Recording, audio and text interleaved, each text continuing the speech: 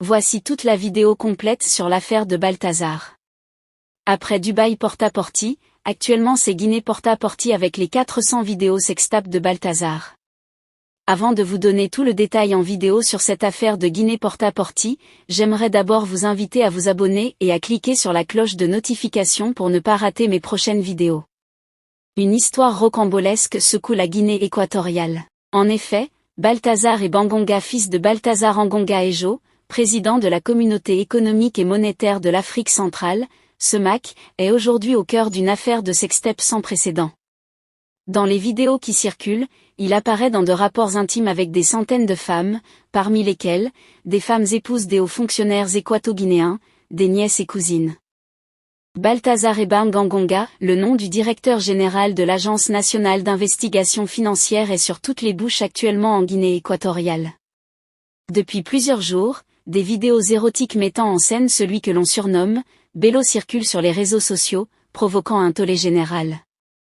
Il aurait détourné les équipements de surveillance de son bureau à des fins personnelles, enregistrant méthodiquement ses relations intimes. Dans des vidéos qui circulent sur la toile, cette figure bien connue dans l'establishment équato-guinéen apparaît en compagnie de plusieurs femmes, dont certaines seraient mariées à des hauts fonctionnaires de la République ou des amis et frères, d'autres encore des jeunes femmes qui seraient ses nièces ou ses cousines. Les révélations font état de plus de 400 vidéos compromettantes, tournées dans des lieux aussi variés que des espaces professionnels ou des endroits publics. Le caractère systématique de ces enregistrements, où l'on aperçoit même l'homme surveillant ses écrans de contrôle pendant ces débats, témoigne d'une organisation méticuleuse. Parmi les partenaires sexuels de Balthazar, il y avait la femme du directeur de la sécurité présidentielle, la femme du procureur général, la fille du directeur général de la police, les femmes de nombreux ministres dont le ministre Oburu, la femme de son petit frère, la femme enceinte de son oncle, a appris le bledparle.com. Cette affaire a suscité une vive indignation au sein de la société, où les appels à des sanctions sévères se multiplient. Tant pour le protagoniste que pour les personnes impliquées, rapporte notre confrère Réel Équatorial Guinéa.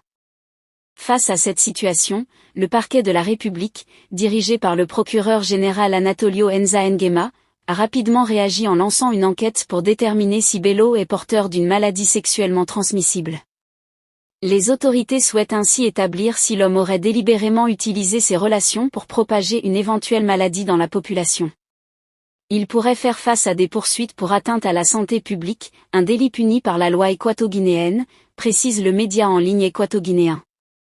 Anatolio Enza M. Janjma a rappelé que la loi n'interdit pas les relations sexuelles consenties, mais pourrait sanctionner sévèrement toute personne ayant sciemment propagé une maladie infectieuse.